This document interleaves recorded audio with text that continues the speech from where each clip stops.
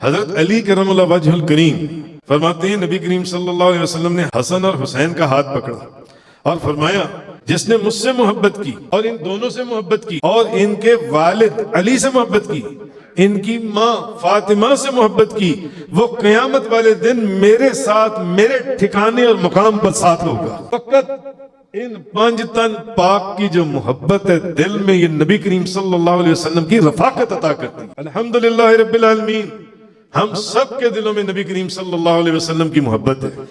हम सब के दिलों में इमाम हसन की मोहब्बत है। हम सब के दिलों में इमाम हुसैन की मोहब्बत है। हम सब के दिलों में हजरत अली की मोहब्बत है। हम सब के दिलों में बीबी फातिमा ज़हरा की मोहब्बत है। इंशाअल्लाह सदका नबी करीम सल्लल्लाहु अलैहि वसल्लम का और आपकी मुकद्दस और मुबारक जुबान का और बेमिसाल जुबान का, क़यामत वाले दिन इंशाअल्लाह हम सब नबी करीम सल्लल्लाहु अलैहि वसल्लम के साथ खड़े होंगे।